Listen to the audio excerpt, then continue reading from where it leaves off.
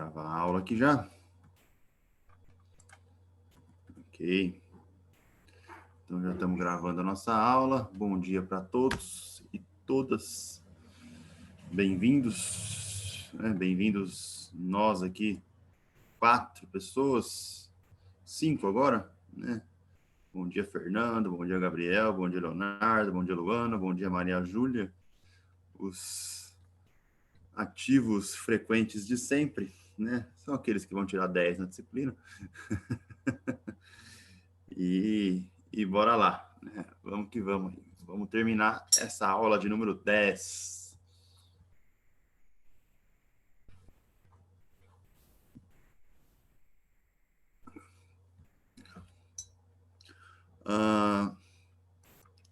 Então vamos falar aí de campos cruzados, né? Vamos falar sobre a descoberta do elétron, né? Não sei se já ouviram falar do tubo de raios catódicos. Sabe o que é isso? Alguém já escutou essa palavra aí? Tubo de raios catódicos? Não? Não sei nem o que é isso, professor. Não. Vocês têm na casa de vocês, ou já tiveram aí, um monitor ou uma TV de tubo? Sabe, aquelas TVs bem grandonas lá? O monitor de tubo? Já viram, já, né? Sim. Aquilo, né, é um tubo de raios catódicos, né? Aquela parte de dentro da TV ali é justamente ali o que a gente chama de tubo de raios catódicos, certo? É esse aparelho aí, né? Isso foi descoberto aí, né, em 1908, se eu não me engano, pelo J.J. Thomson, certo? Ele é o rapaz que fez a descoberta do elétron, certo? Como é que funciona o tubo de raios catódicos? Vamos lá, só para a gente ter uma ideia, né? Aqui dentro, ó, daquele tubo aqui, eu tenho um gás rarefeito. Existe um gás aqui dentro, certo? Então, existia aqui desse lado de cá a minha tomada, né? Certo? Aqui a minha fonte de tensão.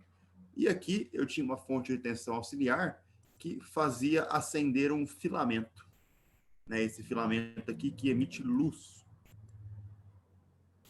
certo? Esse filamento emitindo luz, né? Ele também, além de estar emitindo luz, ele estava emitindo elétrons, certo? Então ele estava emitindo aí partículas carregadas. E aí o que acontece? Essa partícula carregada, ela passava aqui, né, ao longo desse orifício aqui, né, desse anteparo. Então ele era filtrado, né, porque é como se eu tivesse uma fonte luminosa esférica, né? Ela está emitindo luz para todas as direções. Então ele passa por um anteparo que tem um pequeno furo aqui, certo? E esse furo aí serve para que eu filtre, né, a passagem aí dos elétrons, das minhas partículas de luz. E aí o que acontecia? Ele entrava numa região aqui, ó, que é uma região que eu chamo de campos cruzados, certo? É uma região onde existia um campo elétrico, né, determinado aí por um potencial positivo e um potencial negativo, e um campo magnético também, certo? Então temos aí um campo elétrico e um campo magnético. O que acontece, né, nessa região aqui de campos cruzados? A minha partícula, né, o elétron, ele passava aqui e dependendo de como estava a disposição desse campo elétrico ou desse campo magnético, ela era defletida, certo? E batia aqui na tela, certo? Então ela podia vir bater aqui, podia vir bater mais para cima, podia vir bater mais para cá, certo? Dependendo aí da polaridade, dependendo de como estava o campo elétrico, certo? E aí, né, você via pontos luminosos na tela, certo? Isso aí justamente é a nossa imagem, né? Só que aqui o experimento de J.J. Thomson, né, ele não tinha um campo elétrico que era um sinal de uma antena, certo? Como a gente tem nos dias de hoje. ali era só um campo elétrico contínuo, ok? Ele via só um pontinho só, então ele não via uma imagem, né? E esse pontinho, certo? O que ele fazia? Ele estava preocupado, né, em avaliar aí as duas forças, tanto a força elétrica quanto a força magnética. Então, a primeira coisa que ele fazia era o seguinte: ele deixava os dois campos igual a zero, né? B igual a zero e E igual a zero, e marcava o ponto na tela. Então, basicamente, ele vinha aqui em linha reta, né, e fazia o pontinho aqui. Depois ele aplicava apenas o campo elétrico e deixava o campo magnético constante e marcava o ponto. Né? E mantendo o campo elétrico constante, ele aplicava o B, né, até o ponto voltar para a posição original. Então, nesse passo 2 aqui, o que acontecia?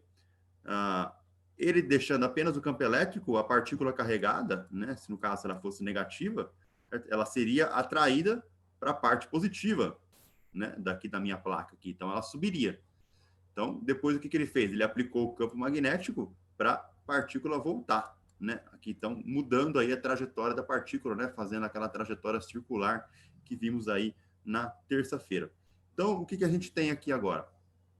É uma análise de movimento, né, de cinemática, certo? Basicamente aí, o movimento no eixo X é um movimento constante, né? Como se fosse um lançamento balístico, né? Aquele lá, lançamento oblíquo, nosso Angry Birds.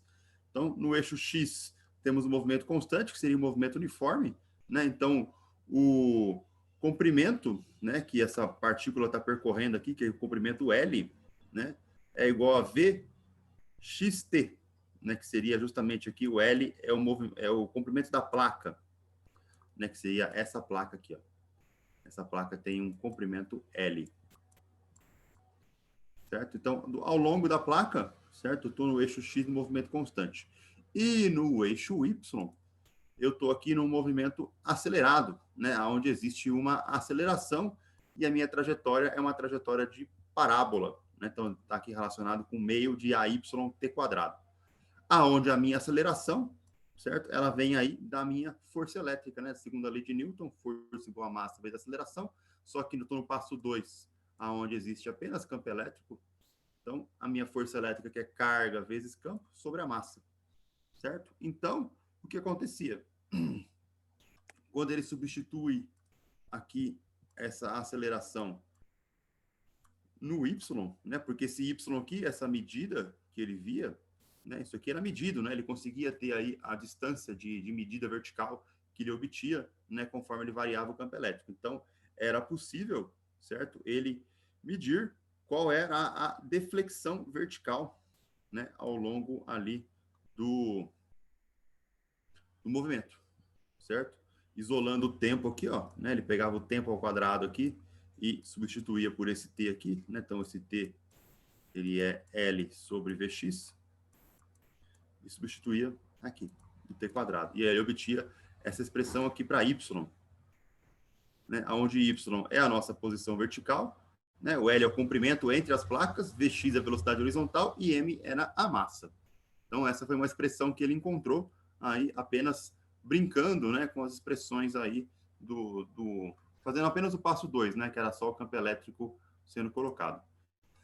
E depois, né, o seguinte, quando a gente iguala as duas forças aqui, né, porque nesse caso aqui, no passo 3, né, então, ó, no passo 2, ele subiu até aqui, eu tinha essa distância y. Então, no passo 3, ele ligava o campo magnético e o meu pontinho voltava aqui para o meio, né? Se ele estava aqui para o meio, né, o J. Thomson aí percebeu que a força elétrica tinha que ser igual à força magnética, né? Então, ele igualou as duas forças, certo? E corta-se as cargas aqui, esse seno de 90 graus valendo 1, né? E você encontrava essa relação aqui, ó, a velocidade era E sobre B. E aí ele substituiu essa velocidade aqui, ó, onde estava o meu Vx. Fazendo essa relação, certo? Ele encontrou aí uma expressão da relação massa-carga do elétron, né? Então, esse M sobre Q aqui, ó, foi obtido, né, pelo J. Thomson ali. Qual era a relação? Basicamente uma densidade de carga, né? Então, ele acabou encontrando aí quanto que era a massa pela carga, né? Dependia do campo magnético ao quadrado, dependia do L ao quadrado, dependia do Y, né, que era a deflexão vertical, e do campo elétrico. Em 1903, eu errei o ano aí, né? Em 1903, ele encontrou que essa relação vale 1,3 vezes 10 a menos 11 quilogramas por Coulomb. A atual, né, medida aí com os equipamentos aí bem precisos, é da ordem aí de 0,57 10 a menos 11. Ou seja, né, ele encontrou uma relação muito próxima aí da relação de densidade de carga do elétron. Isso fazendo aí apenas uma brincadeira, né, com campos cruzados. Tudo bem, gente? Beleza? E como é que isso virou o nossa TV, né? Como é que isso virou o nosso tubo de raios catódicos? Aqui nessa placa positiva negativa aqui, aonde entra o campo elétrico, né, é onde entra o seu sinal de TV. Então, o nosso sinal de TV, ele nada mais, nada menos do que uma onda de campo elétrico, certo? E ela tem uma certa frequência aqui.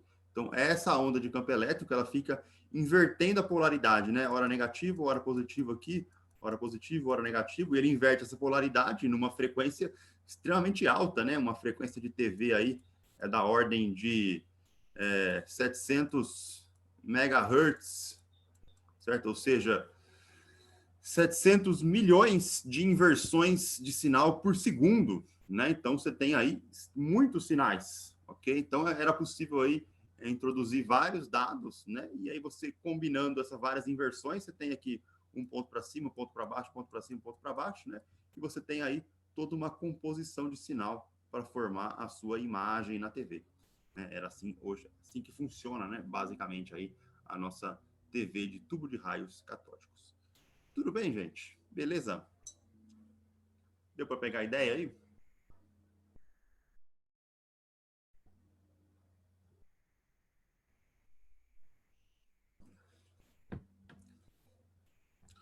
Tranquilo? Quanta tecnologia numa TV de tubo, né? Olha só. Vamos lá. Outra relaçãozinha aí, né? Eu já tinha comentado um pouquinho sobre isso, mas quando eu estou numa partícula carregada em movimento circular, né? Então a gente viu aí na terça-feira que a força magnética ela faz com que a partícula carregada tenha uma trajetória do tipo circular, né? Dependendo aí a nossa regrinha da mão direita, né? Lembrando aí força, velocidade, campo, né? Força polegar, velocidade indicador, campo magnético, dedo médio, para eu identificar aí a trajetória da minha partícula. Lembrando que eu posso usar a regra da mão direita para a partícula positiva.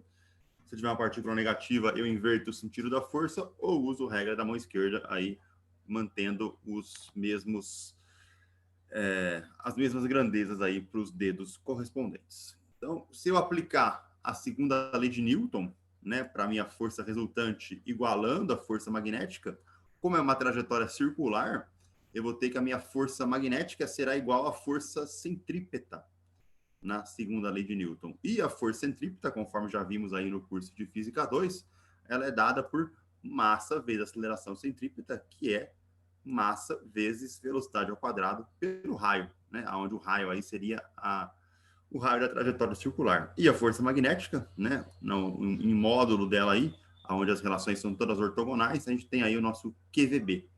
Igualando as duas, né? Então, minha força centrípeta está aqui, mv quadrado sobre r, força magnética está aqui, QVB, cancelo uma velocidade aqui, ó, e reorganizando os termos, eu consigo descobrir qual é o raio da trajetória. Então, esse aqui é o raio da minha trajetória circular, ok? A partir do raio encontrado, a gente pode estar obtendo aí outros outros valores, né? Outras grandezas aí, né? Por exemplo, o período, né? Aonde essa partícula demora para completar uma volta em torno da circunferência, né? Ele sempre vai ser dado aí por 2π r sobre a velocidade, né? Lembrando aí que a minha velocidade é sempre ΔS por ΔT, ok? Então, numa circunferência, o ΔS é justamente o perímetro, né? 2πr, e o ΔT é o meu período, certo? Que é o tempo aí para eu completar uma volta. Então, eu organizando os termos, eu consigo encontrar que o período vale 2πr sobre a velocidade. Aqui o raio, né? Eu substituo o raio aqui. Nesse caso aqui, então fica 2π sobre v, mv sobre qb. Consigo cancelar a velocidade novamente. E o meu período fica descrito aí, né, a partir da massa, da carga e do B. Né? Note aquela relação de novo aqui, ó. Olha o JJ Thomson aí, ó. Né? Massa sobre carga aparecendo aqui, ó. Né? Por isso que essa relação foi extremamente importante, né? Quanto valia essa relação para o elétron, né? Massa por carga, porque ela está aparecendo direto toda hora, né? Então a gente tem aí a importância da descoberta aí do J.J. Thomson. Se eu tenho período, né? Eu acho a frequência também, que é o inverso do período, né? Só inverter a expressão.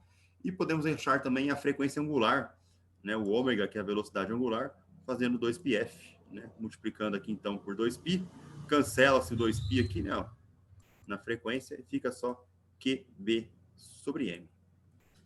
Tudo bem, gente? Beleza? Tem alguns exercícios na lista lá que vocês vão ter que usar essas relações aqui. Então, já fica aí de antemão, né, as relações conhecidas aí para estar calculando alguns exercícios lá da lista 5. Beleza? Certo?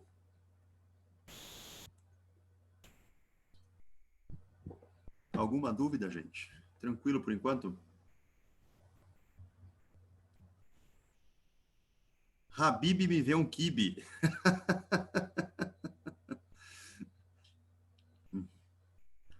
Né? Para decorar.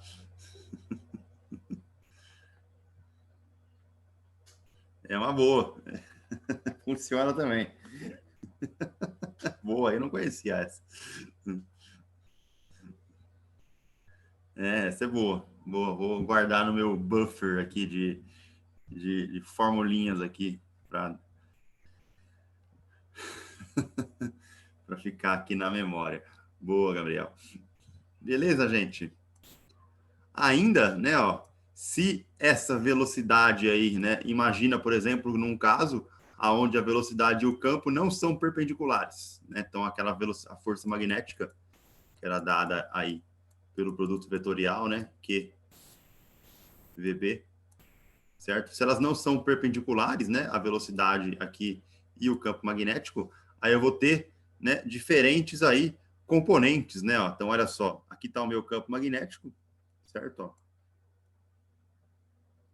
E aqui está a minha velocidade. Então eu vou decompor essa velocidade, né, em duas componentes. Uma componente que é paralela, certo? Que seria essa componente aqui, o V paralelo, né, V cosseno φ, e a componente perpendicular, que está aqui, ó, V seno de φ.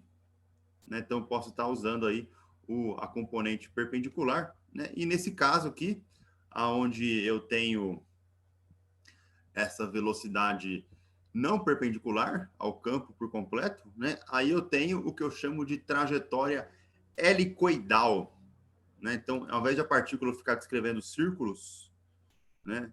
Aí um em cima do outro, certo? Aqui não, aqui a minha partícula ela vai subindo, né? Ela vem aí fazendo trajetórias de hélice, certo? Por isso que eu chamo de trajetória helicoidal, né? Justamente por causa da velocidade não perpendicular, né? Aqui basicamente a gente tem também essa trajetória, né? Ó.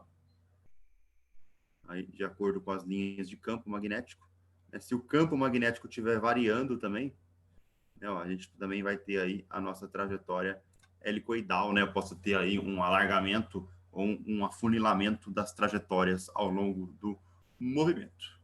Beleza? Tudo bem?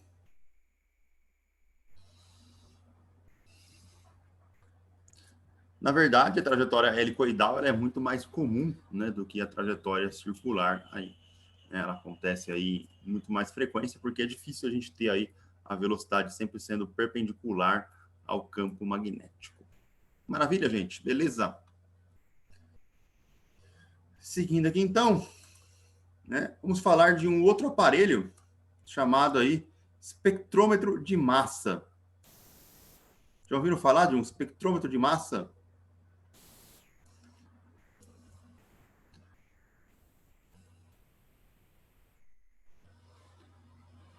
A gente fala espectrômetro, né? Quando estou falando aí de medida de espectro, certo? Então, espectro é uma palavra bem sombria, né? Não sei se alguém aí lembra do desenho do Cavalo de Fogo, né? Lá, a Diabolim, né? Tinha os espectros lá que viviam no fundo da lava, lá que vinham das profundezas, né?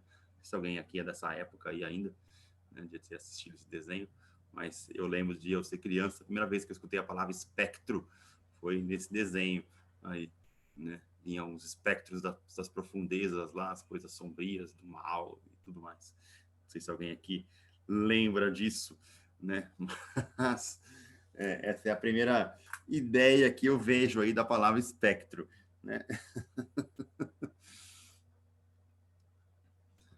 Mas aqui, basicamente, né, o espectrômetro, o espectro aqui significa divisões, né? Então, ele está relacionado aí com diferentes medidas, certo? Então, o espectrômetro de massa, ele serve para eu fazer uma separação, né? Então, imagina que você tem aqui uma amostra, certo? Aqui, de coletada aí, por exemplo, num rio, para ver se tem alguma contaminação, alguma coisa, né?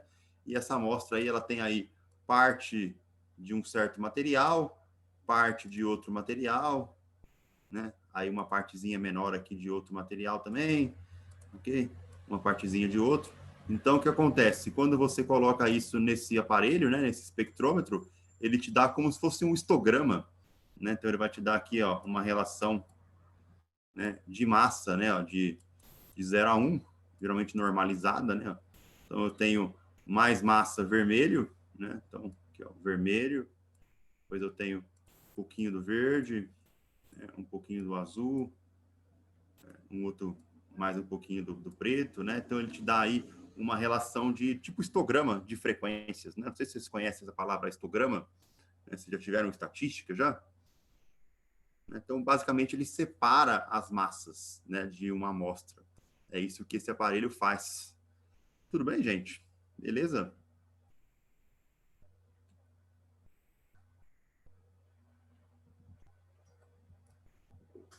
Isso aqui é bem comum, né, nos laboratórios aí, porque geralmente quando você quer medir alguma coisa, né, você precisa separar as massas, né, verificar ali qual é a composição da sua amostra, do seu material, etc, né, principalmente quando está produzindo uma amostra, né, você faz ali interações químicas, né, para gerar reações e tal, quer ver se a sua reação está dentro dentro do esperado, né, você vai lá e coloca essa amostra dentro desse aparelho e ele te dá essa separação de massas. Então, basicamente, como é que funciona aí esse aparelho? Certo? Então, ele é usado para medir a massa de íons, ok? Então, um íon de massa M, né, é colocado numa fonte, então a minha amostra fica aqui, certo? Nessa caixinha aqui, S. E aí o que acontece? Essa amostra ela é acelerada, né? Então tem um potencial aqui, né? Esse potencial ele separa, né? Porque ele cria aqui, né? O que a gente chama aí de diferença de potencial, né? Positivo, negativo. Então ele separa as cargas positivas, né? Repelindo elas aqui, certo? E separa as cargas negativas. Então ele cria íons, né? Os íons aí são justamente o que a gente chama de cargas, partículas carregadas, né? Aí da nossa amostra. E aí, esse íon carregado, né, ele vai entrar numa câmara de separação aonde existe um campo magnético perpendicular à sua velocidade. Né? Então, temos aqui ó, a minha partícula entrando aqui nessa região, certo? E aí, o que vai acontecer? A gente acabou de ver, né, que uma partícula carregada numa região de campo magnético, ela descreve uma trajetória circular. Então, se a gente usar a regrinha da mão direita aqui, ó, eu vou ter velocidade indo para cima, certo? Meu indicador. O campo magnético está saindo do plano, né? Lembrando aqui que essas bolinhas aqui simbolizam que o campo magnético está saindo do plano, então, consequentemente, aí na direção mais cachapéu. Né? E aí, o que acontece? A minha força magnética vai estar apontando aqui para dentro, né? FB, uma vez que essa partícula aqui é uma partícula positiva. Então, ele vai pender nessa trajetória circular, de novo, né? Minha velocidade aqui sempre tangente à trajetória, certo? Então, velocidade para cá, campo magnético saindo, certo? Aí, a minha força magnética vai estar apontando para baixo, fazendo o papel aí, que a gente chama de força centrípeta, né? Pendendo a trajetória da partícula aí circularmente. Quando ela chega aqui, de novo, a velocidade aqui está tangente à trajetória, certo? E a minha força magnética vai estar para cá, fazendo novamente aí o papel da força centrípeta. E aí a minha partícula, depois de descrever essa trajetória semicircular, ela bate nesse detector, certo? Isso aqui é um coletor aqui que detecta, certo? Essa medida X, que seria aí o diâmetro da circunferência, né, dessa trajetória aí semicircular. Então, a partir desse diâmetro, né, a gente consegue obter aquele raio lá, lembra do raio? Aqui, ó, né, o Habib vê um kibe aí do Gabriel, certo? Então, com o diâmetro você tem o raio, né, e consequentemente depois você consegue descobrir quem é a massa da minha partícula. Essa é a ideia do nosso espectrômetro de massa, certo? Vamos equacionar ele aí para ver como é que funciona. Olha só. Então, a primeira ideia do nosso espectrômetro é medir aí o que a gente chama de conservação de energia, né? O princípio de conservação de energia. Então, eu tenho uma energia potencial mais uma energia cinética, né? E a somatória das suas variações tem que ser zero para eu estar obtendo aí o princípio de conservação de energia. A gente sabe que a energia cinética aí é meio de mv², e a energia potencial, no caso, é a nossa energia potencial elétrica, né, que é dada aí como menos QV. Né? A gente já viu isso aí lá nas aulas 5, se não me engano, né, que a gente viu aí a parte de potencial, trabalho e energia potencial elétrica. Matéria da P1, né, aí. Então, o que acontece? Na hora que eu aplico a minha lei de conservação de energia, certo? O que acontece? Antes, né, aqui, certo? Eu tenho apenas energia potencial, ok? E depois eu tenho apenas energia cinética. Então, aqui eu tenho energia cinética e aqui eu tenho energia potencial. Então, ao entrar na câmara, certo? Aqui, a minha energia cinética, né? O ΔK aqui, né?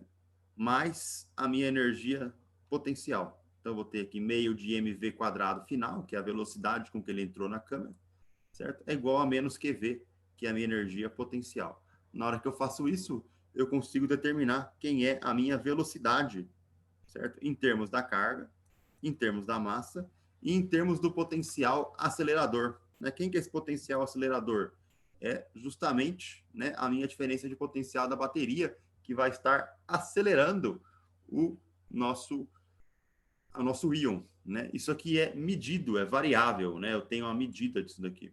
Então, ele é uma das coisas que eu posso estar medindo em laboratório. Né? Como se fosse um botãozinho, um potenciômetro ali, que a gente mexe para cima e para baixo ali, para saber o que está acontecendo. Então, esse V é medido, certo? O Q, geralmente, é a nossa carga fundamental, né? E o M é o que a gente quer medir. Aplicando depois a nossa lei aí de forças, né? Dentro da câmara magnética há um equilíbrio, né? Força centrípeta igual a força magnética, ok? Que a gente acabou de ver já. Então, na hora que eu igualo as duas, tanto a força magnética quanto a força centrípeta, eu consigo achar uma relação para massa do íon, massa M. Né? Então, aqui é a nossa expressão do raio, que já vimos aí, né? O MV1 Kib Habib. E quando eu substituo a velocidade nele, né, que eu encontrei ali do slide passado, okay? A equação do meu MV1 Kib Habib muda, né, para 1 sobre B, raiz de 2m Vzão sobre Q. Né? Então, o campo magnético é uma coisa que eu consigo medir, certo? O raio é outra coisa que eu consigo estar medindo, né, porque eu consigo estar obtendo esse diâmetro aqui ao longo do coletor. O meu potencial também é medido, certo? Que é aqui. E o Qzinho sendo a minha carga fundamental, aí eu consigo tirar a massa do meu elemento. Tudo bem, gente? Tranquilo por enquanto? Beleza?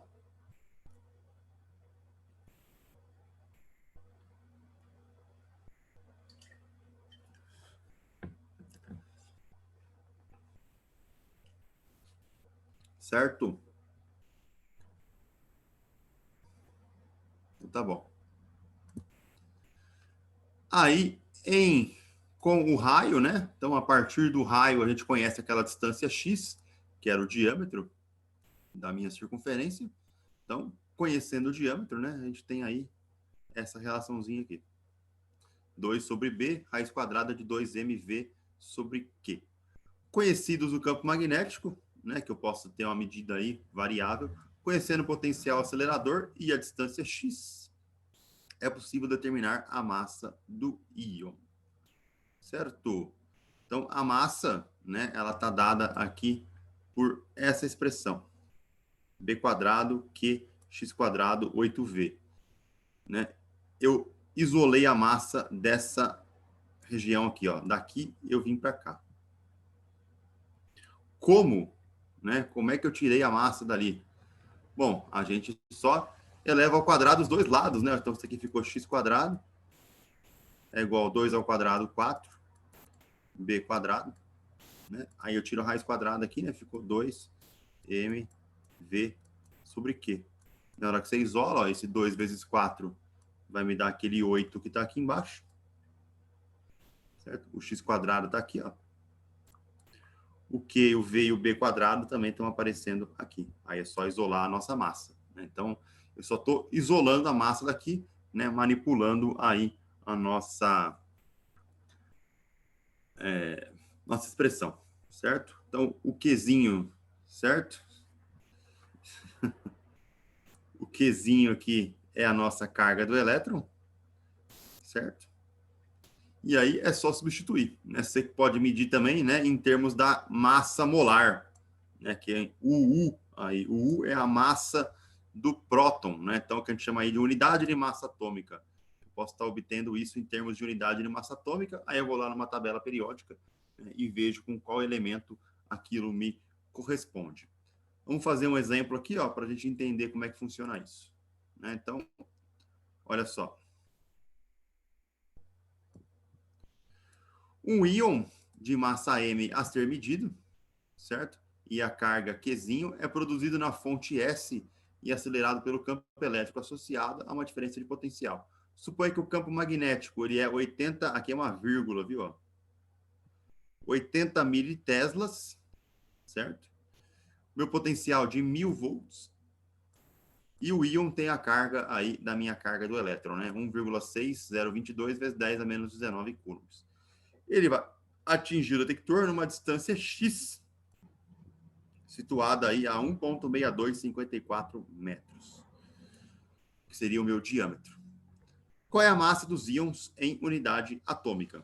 Né? Então, eu preciso aí achar em termos da unidade atômica. A gente já encontrou uma expressão para massa, né, a partir aí dos slides passados. Então, a minha massa aí é B quadrado Q x quadrado sobre 8V, né? A gente já fez toda aquela manipulação de conservação de energia mecânica, de equilíbrio entre força centrípeta e força magnética. Então, essa expressão aqui, né, que a gente já está usando ela direto, ela decorre de todas aquelas etapas que a gente acabou de fazer. Conservação de energia mecânica, equilíbrio de forças dentro da câmara de separação, certo? E também ali substituindo velocidades, né, e fazendo a nossa análise ali em termos do diâmetro, né? Substituindo o Vidal Kib Habib aí do raio, né?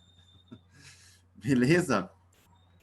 Então, a gente tem todos os valores, né? Ó, o Bzão aqui, ele me deu o campo magnético, 80 militeslas, né? Então, é 80 militeslas. Então, a gente coloca como 0,080 teslas ao quadrado. A carga é a carga do íon, né? 1,622 vezes 10 a menos 19 coulombs. Aqui é a nossa carga. O x ao quadrado é o meu diâmetro. Ele me falou aí que o x vale 1,6254. E o meu potencial da ordem aí de 1000 volts. Então tá aqui o meu 1000 volts.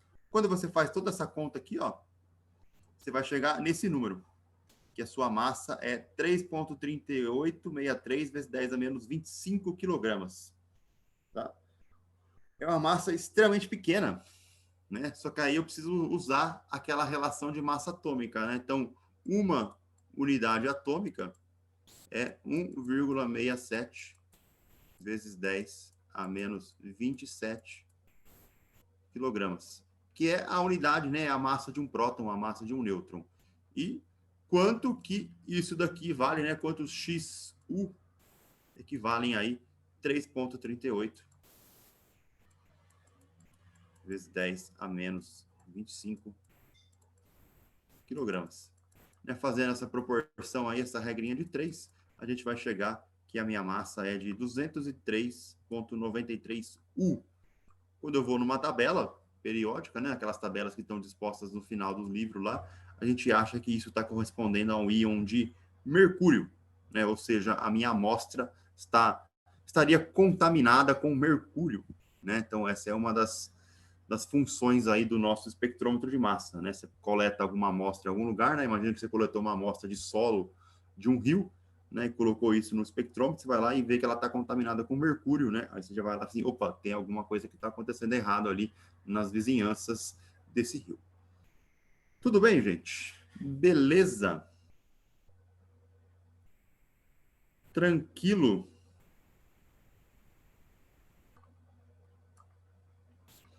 Dúvidas aí?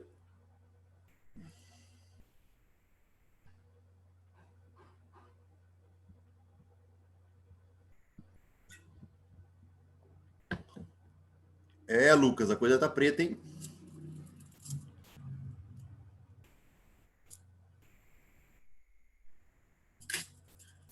São Paulino tem que comemorar, torcer contra o Parmeira mesmo, né? Porque torcer pro São Paulo mesmo tá difícil.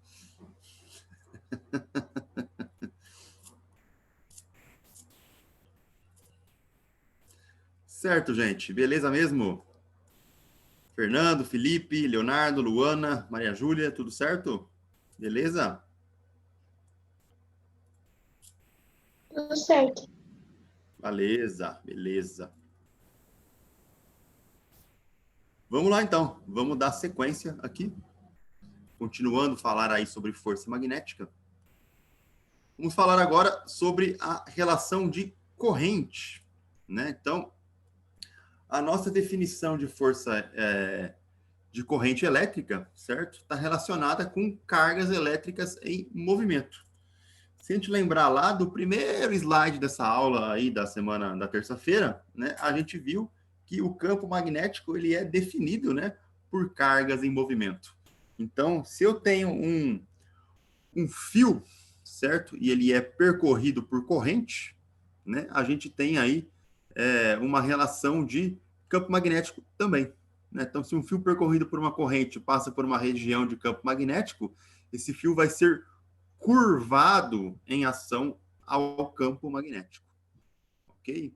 Então, como é que funciona essa curvatura aí do nosso fio?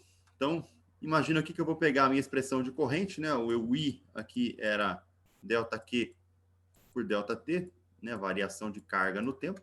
E aí eu isolo a minha carga, né? Como sendo I vezes T. Então, imagina que eu tenho uma corrente, né? Ela está percorrendo aí um fio de comprimento L, ok? E nesse comprimento L, né, qual seria o tempo para as minhas cargas, né, ó, passarem de cima para baixo aqui nesse ponto L? Né? Então, novamente, o tempo aí eu vou usar a expressão, né, velocidade ΔS por ΔT, ok? O meu ΔS vai ser o L, né? Então, a velocidade aí seria L sobre ΔT, seria o tempo, ok? E esse tempo, aqui, ó, então, meu tempo fica sendo L sobre V. Aí eu venho e substituo esse tempo aqui, ó. Então, a minha carga que está passando aqui, né, ela vai ser a própria corrente I dividida pelo tempo, que é L sobre V.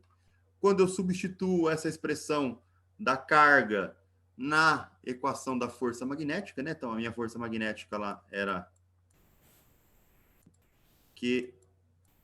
QVB. substituindo essa carguinha aqui, ó, que está com toda essa expressão aqui. Então, a minha carga, ela vai ficar IL sobre V vezes B seno de 90 graus, né? Uma vez que eu estou aqui numa relação de perpendicularidade entre o campo magnético e o comprimento do fio. Então, ó, a velocidade se cancela. E aí eu posso escrever a força magnética como sendo ILB. Né? É uma outra maneira de estar escrevendo aí a força magnética quando eu estou lidando com correntes, certo? Então, quando a corrente passa por um fio, eu tenho também uma força magnética sendo aplicada. Então, L é o meu comprimento do fio, I a corrente elétrica, o V, que estava ali, é a velocidade de deriva dos elétrons. Né? Se eu for tomar isso como produto vetorial, novamente, né, eu posso estar escrevendo essa formulinha aqui como sendo I, L, vetor B. Certo? E aí o ângulo, né, o seno de φ, ele está sempre entre L e B aqui. Né, que é o comprimento do fio, que está passando a corrente, certo? Então, a corrente aqui está na mesma direção do meu comprimento do fio, né, o meu elemento de corrente, né, e o B, campo magnético, e o seno de φ. Aqui eu posso aplicar de novo a regra da mão direita, né? Então, ó, a força continua sendo o meu polegar, a corrente agora é o meu indicador, e o campo magnético é o nosso dedo médio, como era antes. Se eu aplicar essa regrinha da mão direita para essas três figuras que estão aqui desse lado aqui, ó, eu estou circulando em azul, eu vou ter o meu fio sendo curvado, né? Então, imagine aí, né, que eu tenho um campo magnético na direção mais K aqui, ó, saindo do plano do slide, né? Aqui, se a minha corrente é zero, o meu fio fica paradinho, né? Se esse fio aí, com a corrente subindo nessa região de campo magnético, então tem uma corrente subindo, um campo magnético saindo, certo? O meu polegar, a minha força magnética vai estar apontando para a direita, né? Então, a minha força está para cá, pendendo o fio para a direita. Se eu fizer o contrário agora, ó, corrente descendo, meu indicador, o meu dedo médio, que é o campo magnético, saindo do plano do slide, e o meu polegar apontando para o lado esquerdo. Então, para esse outro caso, tá aqui a nossa força magnética, certo? Apontando para o outro lado. Então, eu posso ter aí justamente esse efeito aí de fio sendo deslocado. Tudo bem, gente? Belezinha? Tudo bem. Oi? Diga. Não, eu só falei tudo bem. Ah, você falou tudo bem, desculpa. Acho que deve ter travado. Sim. Maravilha, então, gente. Então, ó, aqui só para a gente reforçar, né, o produto vetorial, né? Então, a gente associa a direção da corrente ao comprimento do fio, né? Porque quem está produzindo, né, o DL aqui, né, se eu tomar aqui como diferencial, né, a corrente e o nosso elemento de fio, eles vão estar sempre na mesma direção, né, porque a corrente está passando dentro do fio. Então, ó, corrente e L estão sempre na mesma direção. Então, esse aqui é o que eu chamo de elemento de corrente, tá? Então, temos que tomar cuidado aí, né, na hora de definir o sentido da corrente, né, o sentido do L, né, que seria o meu comprimento do fio, que é a grandeza vetorial, que vai estar entrando aqui na relação do produto vetorial com o campo magnético. A direção e sentido de L vão ser a mesma da corrente. Embora a corrente seja uma grandeza escalar, né, eu tenho que tomar aí sempre em relação ao elemento de fio que essa corrente está percorrendo. Tá ok? Vamos fazer um exemplo aqui, um exercício? Olha lá. Imagina, né, que eu tenho um fio horizontal retilíneo feito de cobre e ele é percorrido por uma corrente de 28 amperes.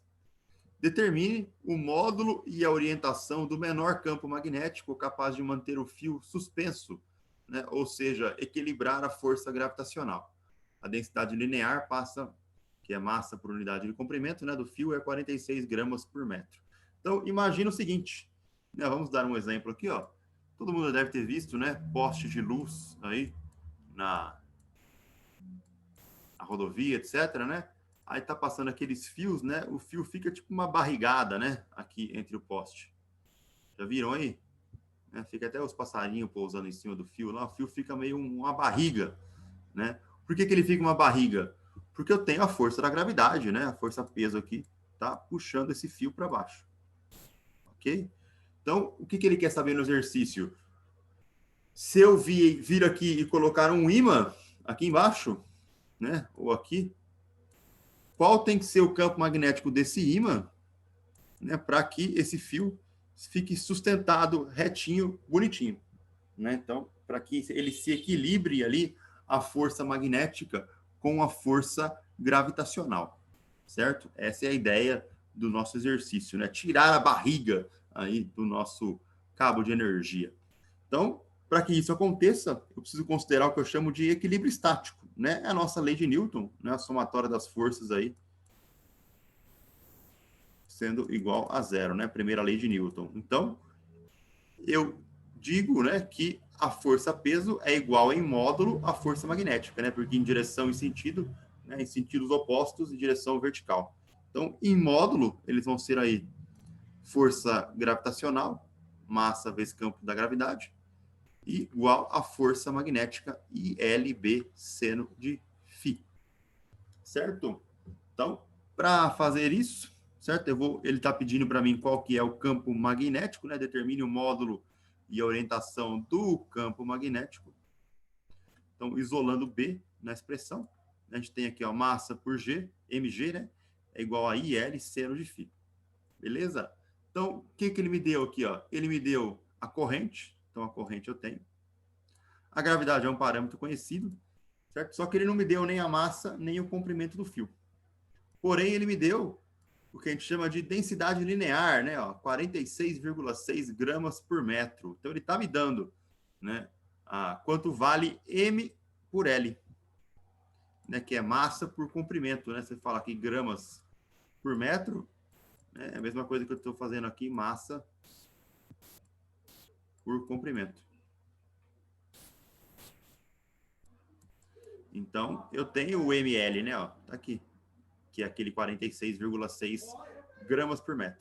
A gravidade eu tenho, a corrente eu tenho, o meu seno φ, né? Vou considerar aí uma relação de perpendicularidade, ou seja, 90 graus, ok? Justamente porque aqui, ó, a corrente está passando aqui como se eu estivesse vendo o fio com uma vista frontal, né? Então, a corrente está passando aqui no meio do fio, né? Ele está equilibrando com a força gravitacional, equilibrando com a força magnética, e o campo magnético, né? Para que isso aconteça, né? A gente fazer aqui aquela regrinha da mão direita, de novo, né? A corrente está vindo nessa direção, o campo magnético está vindo.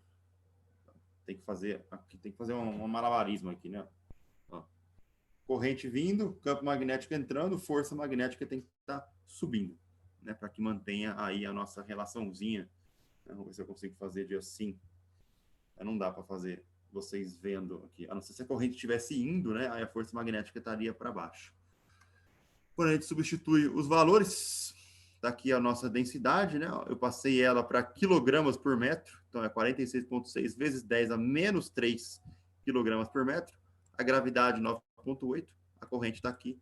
E o nosso campo magnético é da ordem aí de 1,6 vezes 10 a menos 2 teslas. Então eu teria que estar aplicando esse campo de maneira perpendicular, né? Ou seja, numa direção mais I chapéu, certo? Para que a gente faça esse equilíbrio, né, entre força gravitacional e força magnética. Note que esse valor de campo aqui ele é bem alto, certo? 1,6 vezes 10 a menos 2 é alto. Lembrando que o campo da Terra, né, do planeta, aí é da ordem de 10 a menos 4.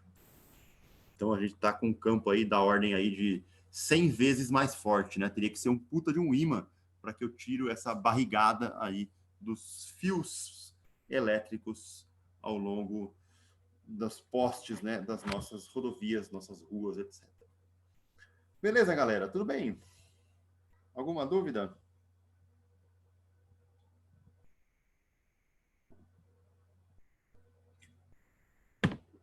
Tranquilo?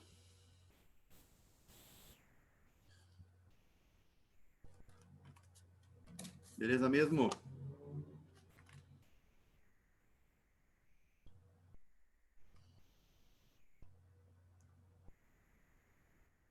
Certo. Vamos ver mais uma aplicação para esse tipo de coisa? Olha só. A aplicação para espira e fio percorrido por corrente, né? Então, essa aplicação aqui de força magnética e corrente elétrica, né? Ela causa um efeito de rotação em uma espira, que é o que a gente chama de primeiro motor elétrico do mundo. Né? Olha só que bacana que isso funciona aqui, ó. Eu vou colocar os vídeos primeiro para vocês verem e aí depois eu explico como é que está funcionando essa relação. Olha só. Vocês estão vendo a minha cara gigante aqui de novo? Vou clicar aqui no link, vamos copiar o texto, abrir o nosso navegador. E vamos ver um vídeo sobre isso.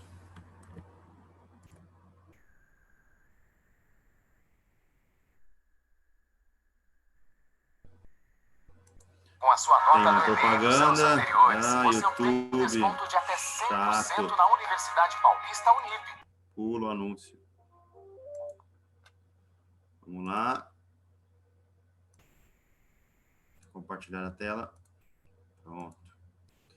Estão vendo o YouTube, gente? Sim, tô vendo. Estão vendo? Ó? Então, eu vou mostrar aí, né, como fazer o que a gente chama de motor homopolar, né, através de uma bateria. Tá? Então, olha só o que acontece aqui. Ó. Como é que funciona esse motor aí com um ímã e uma pilha? Né? É o motor elétrico mais simples do mundo e o primeiro que foi feito. Olha só. Uma pilha, ímãs de neodímio, adapto o ímã ali, ó, e aí eu ponho uma espira condutora, né, que é o meu fio que vai percorrer a corrente. Olha só o que acontece. Ele começa a girar. Então tem tipo um motorzinho simples sendo feito aí. Né? Dá até para fazer um presente para namorada ou namorado aí, né? Colocar um coração, né? Aí meu coração gira por você nessa velocidade alta, né? Como um motor homopolar de amor.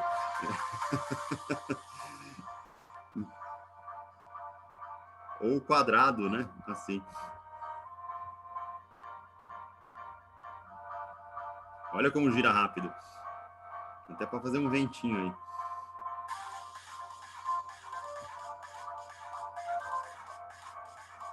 Se você inverter o lado do ímã, né? Ele vai girar para o lado contrário. Ele inverte a polaridade.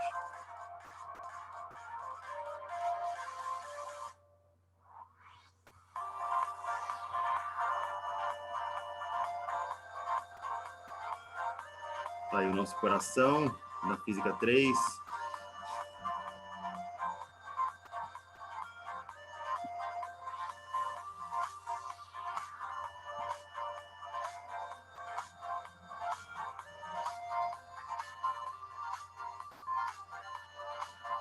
Gira rápido, né? Certo, gente? Tem outro vídeo aqui, ó.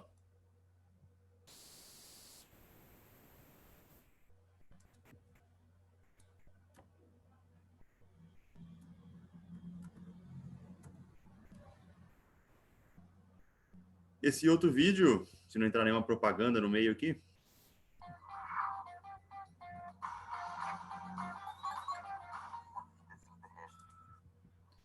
Esse é um vídeo do Manual do Mundo, né? Conhecem o canal do Manual do Mundo? Todo mundo Eu conhece? conheço. Aham, eu conheço. Aqui o Iberê Tenório aí, né? Ele ensina a fazer passo a passo esse motorzinho, né? Então, ele é um cara genial, né? Um cara incrível, né? Eu adoro aí as experiências dele. Então, aqui ele ensina a fazer, né? Esse motorzinho aí para quem quiser fazer, né? Eu não vou mostrar o vídeo inteiro aqui, né? Quem quiser depois assiste o vídeo aí, mas ele faz passo a passo aí, né? A nossa espirazinha aí para poder estar girando, né? Ele mostra aí todos os macetes da pilha, do ímã, etc, né, ó. E aí o nosso ímãzinho girando, né, o nosso motorzinho aí fazendo o mesmo procedimento. Então, para quem quiser depois brincar com a experiência aí, né? Formatos diferentes Olha lá. de cobre para colocar em cima da pilha, você consegue fazer um motorzinho um pouquinho diferente. Esse vídeo tem quase 10 anos já, né? Ó, aí, 4 de dezembro de 2012, né? Bem antigo já. Né? E como é que funciona, então, né, esse experimento? Vamos lá voltar para o nosso slide.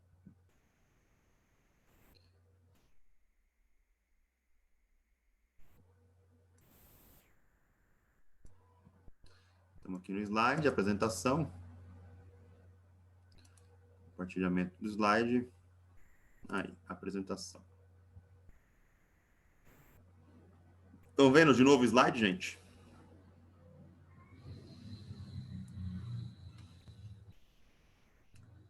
Certo? Estão vendo o slide? Sim? Então, olha só, como é que funciona a ideia? Qual é a ideia do motor? Né? Então, aqui eu estou com a minha espira, né? Ó, que é aquela bolinha, né? Ó, tá aqui a nossa espira. Aqui. E eu tenho o ímã, né? Ó, então, aqui está o meu polo norte do ímã. Certo? E aqui está o meu polo sul do ímã. Né? E aqui estão as linhas de campo magnético. Estão vendo as linhas de campo magnético? Aqui são essas setinhas verdes aqui. Então, o que acontece? Quando essa espira é ligada na bateria, lá, com o polo positivo e o polo negativo aqui, né, a gente tem uma corrente passando nela. Então, quando essa corrente passa aqui, ó, certo? Ela vem passando aqui, aí ela vem aqui passando, ó, ok? A corrente passando aqui, ó, se a gente lembrar da relação aqui, força magnética, ela é IL vetor B, ok? Então, eu posso usar a regra da mão direita aqui para estar fazendo a análise, ó. Então, regra da mão direita, meu polegar, dedo indicador, dedo médio, os outros dois dedos aqui, ó. Então, força magnética, polegar, corrente e campo magnético. Então, se você olhar para essa região aqui, ó, para esse pedacinho que está aqui, eu tenho campo magnético indo para lá, certo? Para o meu lado direito ali, direção X. A minha corrente descendo, certo? Aqui. Opa, tem que fazer... Ah, cadê, professor? Tá difícil, né? Aí, pronto. Agora deu. A corrente está descendo. É uma desmunhequeira de mão aqui que é difícil, viu, gente? A corrente vindo para cá, meu indicador. Campo magnético, ó, meu dedo tá para lá, certo? E o meu polegar apontando para cima, né? Ou seja, existe uma força aqui para cima. Quando a corrente passa nessa região aqui, ó, ela está na mesma direção do campo magnético. Então, aqui, ó, a minha corrente, ela é paralela ao campo magnético. Então, se ela está na mesma direção, se ela é paralela, é como se eu tivesse aqui no meu produto vetorial um seno de zero. Então, eu não tenho força. Ok? Agora, se eu estou desse lado de cá, agora, ó, né, a minha corrente está subindo. Passando aqui. Então, corrente subindo, campo magnético para o lado de lá, força apontando para baixo. Certo? E, de novo, né, se eu vier desse lado de cá, minha corrente voltando, ela vai estar paralela também ao campo magnético. Né? Aqui eu não tenho força. Então, perceba que eu tenho uma força para cima, uma força para baixo. Enquanto a corrente está percorrendo aqui, uma força para cima, uma força para baixo. Então, esse para cima, para baixo, para cima, para baixo, para cima, para baixo, ela causa um movimento de rotação. Né? Então, a minha espira fica girando aqui, certo? Justamente aí fazendo esse movimento de rotação. Né? Nessas outras figuras a gente tem aqui explicado da mesma maneira, certo? Ó, então, ó, corrente subindo aqui, força para esse lado, corrente descendo aqui, força para esse lado, né? A minha espira, ela rotaciona aqui ao longo desse eixo. Né? Aqui é a mesma coisa, né? A força para baixo, a força para cima, né? E a minha espira sempre rotacionando. Tudo bem, gente? Deu para pegar a ideia aí da rotação? O porquê que a gente tem essa rotação?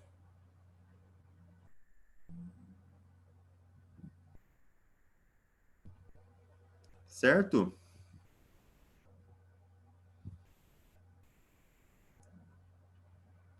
Então, o próprio campo magnético e a corrente, né, aliadas aí com a força magnética, elas produzem um efeito de rotação que a gente pode estar relacionando com um torque, não é mesmo? Lembrando aí das aulas de Física 2, né, sempre quando eu tenho rotação, eu associo automaticamente um torque, certo? Existe aí um braço de alavanca, né? Que braço de alavanca é esse? É esse aqui, ó. Esse comprimento aqui, né, ó, do meio da espira, aonde está o eixo dela, né, o eixo de rotação, é o que eu chamo de braço de alavanca, né? Se esse comprimento inteiro aqui for B, né, esse lado aqui vale B sobre 2. Então, esse aqui é o meu braço de alavanca. E aí eu posso estar associando um torque. Como é que funciona esse torque aí? Vamos lá relacionar, né? Então, imagina a nossa espirazinha aqui, certo? Com os seguintes lados aqui, né? Então, esse lado da espira vale A, né? Esse lado da espira vale B. Ok? E aí a minha corrente está passando aqui, né? Nessa região aqui, ó, a corrente vem aqui, desce, passa para cá, sobe, né? A minha corrente está girando nesse sentido aqui. E o meu campo magnético, ele está entrando no plano, ok? Quando ele está entrando no plano... Opa, deixa eu... Eu ativei meu vídeo aqui, né? Vocês não estavam vendo nada do que eu estava falando, né? De dedos para lá, dedos para cá.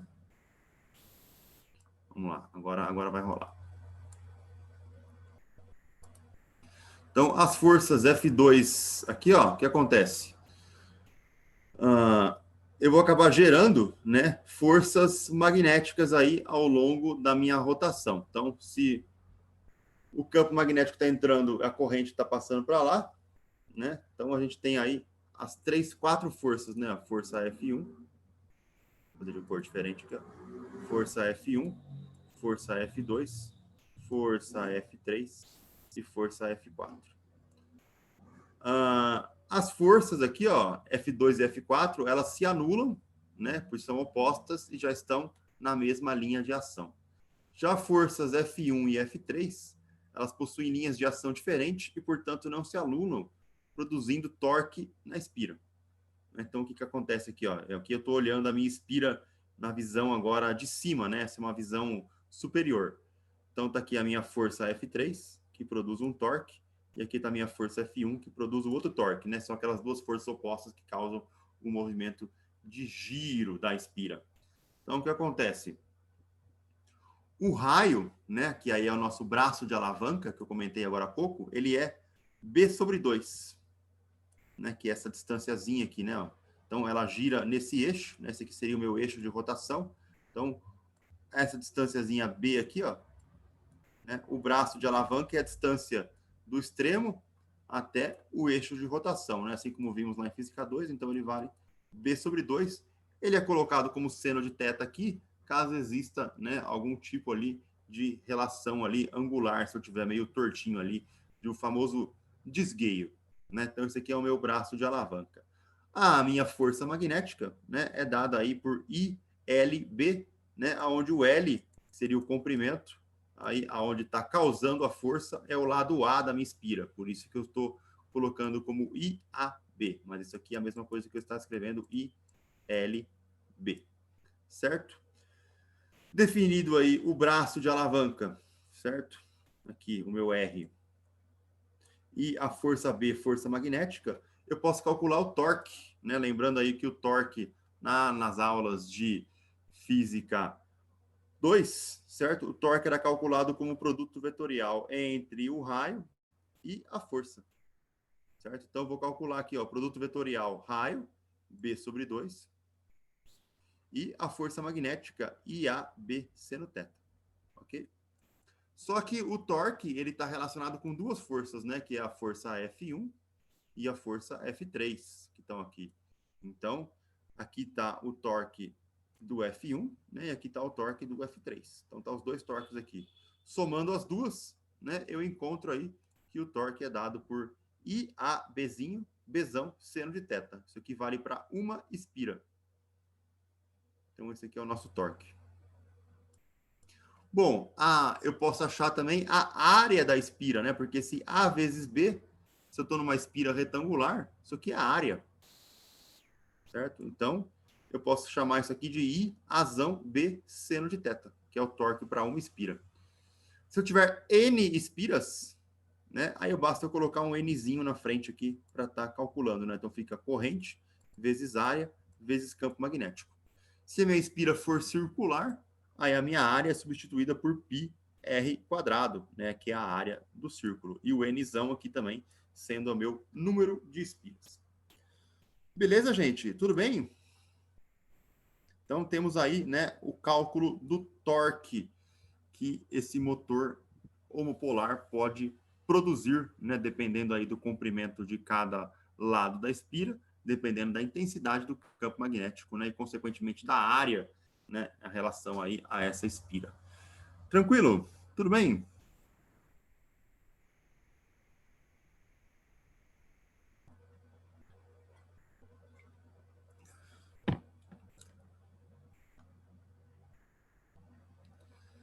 Beleza, gente?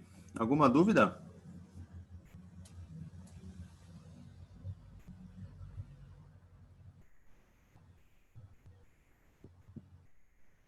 Certo?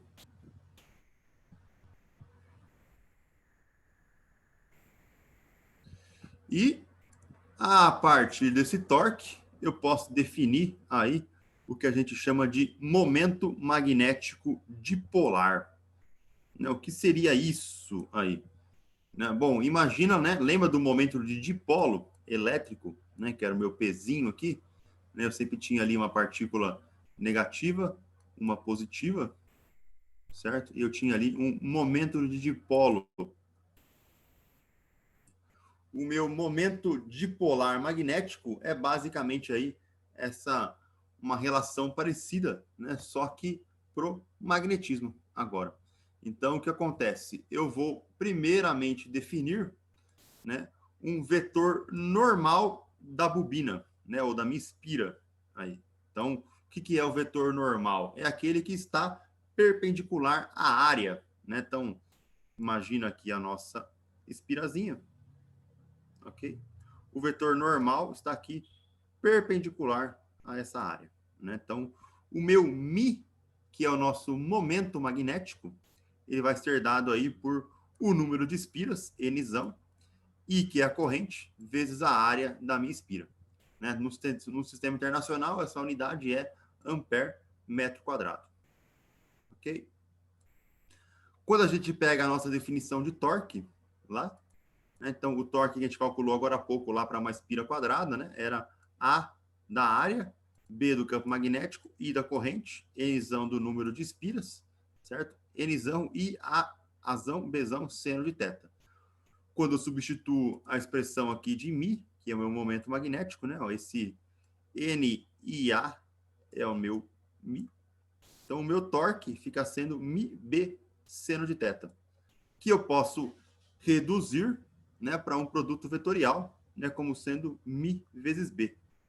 Então, esse aqui é o nosso torque de um produto vetorial, momento magnético vezes campo magnético, que é estritamente análogo ao torque do momento de dipolo elétrico, né? Então, quando eu calculava lá naquela aula que eu falei sobre polarização e lei de Gauss, né, a gente definiu aí o torque, que era momento de dipolo elétrico vezes o campo elétrico, né? Então, perceba aí que eu tenho a relação estritamente análoga, certo? Ó, campo magnético, campo elétrico. Momento de dipolo magnético, momento de dipolo elétrico. Então, existe aí um torque relacionado para as duas grandezas, né? Tanto para momento de dipolo magnético quanto de momento para dipolo elétrico. E o que acontece? A gente tem também a nossa energia magnética relacionada a esse momento de dipolo.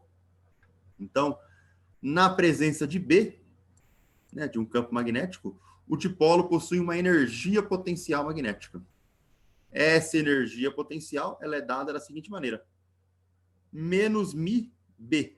Isso aqui é um produto escalar agora, não confundir o produto escalar, né, da energia com o produto vetorial, né, do torque, que é análogo também ao momento da energia do campo elétrico, certo? Então, posso escrever tanto no campo elétrico quanto no dipolo magnético, né, como sendo produto escalar entre os dois, certo? Então, o que acontece? Caso o dipolo magnético esteja submetido a um torque, ele gira de um ângulo inicial θi para um ângulo final θf, e o torque realiza um trabalho, né? Lembrando que o torque está relacionado com uma força, e aí eu posso estar relacionando força com trabalho e, consequentemente, energia potencial. Então, basicamente, o que acontece? Se o meu momento de dipolo ele está girando aqui, né, ó, gira no sentido horário, né, a nossa famosa regra da mão direita ali, né? Então, o meu polegar está apontando para baixo, rotacionando no sentido horário, né? Meu momento de dipolo está antiparalelo ao campo magnético. É o que eu chamo de energia máxima, nesse caso aqui, né? Porque na definição, né, no produto escalar, né, ele está relacionado com o cosseno. Se ele está antiparalelo, né, o ângulo entre os dois aqui ele é 180 graus. Esse cosseno daria menos 1, com o menos que está aqui na frente, pela própria definição da fórmula, isso aqui ficaria positivo, aí eu tenho uma energia máxima. Se ele está paralelo, né, que é o caso aqui dele apontando para cima, como na regra da mão direita da rotação, rotação do tipo da corrente anti-horária, nesse caso aqui, né, a minha paralelo vai dar cosseno de zero é 1, com esse negativo aqui eu tenho uma energia que é do tipo negativa, por isso que eu chamo essa configuração de energia mínima, ok? E eu pegando, né, se eu pegar aqui as rotações de θ inicial e θ final, né, eu posso calcular uma energia final e uma energia inicial, e o trabalho realizado pelo torque, né, é justamente aí a variação de energia potencial gerada aí pela rotação de um ponto até o outro, né? Então, tenho aí o cálculo do trabalho também. Beleza, gente? Tudo bem? Sei que é bastante coisa, né? Aí, para assimilar. Deu tudo certo? Alguma dúvida? Vocês veem que a gente está usando vários conteúdos aí que nós vimos em Física 2, né? Então, basicamente, aí o conteúdo cumulativo do curso, né?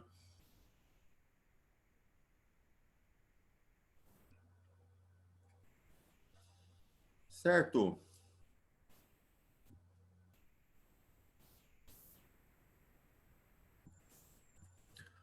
Ok. Beleza. Nos próximos slides ficam aqueles exercícios de frequência semanal, né? Aí para serem entregues no dia 18. Então, tem o exercício 1, exercício 2 para ser entregue também no dia 18. Todos eles têm respostas aqui, né? E exercício 3 aí também, né? Aqui. Beleza? Então, se não temos dúvidas, a nossa próxima aula é na quinta-feira, no dia 18. Né? Lembrando aí que na próxima terça é feriado de carnaval, ou era feriado de carnaval, né? Porém, o professor aqui vai estar seguindo o calendário original, né? Nada de ficar aí, não irei trabalhar no carnaval. Beleza? Voltamos na próxima quinta. Beleza, professor. Tranquilo, gente? Tranquilo. Falou, um abraço, tudo de bom. Tchau, tchau, até quinta. Tchau. Até quinta. Falou. Para essa próxima Obrigado, prova é gente. Tudo de bom. lista, né, professor? É três listas, né? Oi? Para a próxima prova é 3 listas? 3 listas, Beleza. Beleza? Obrigado, viu? Falou, um abraço, gente.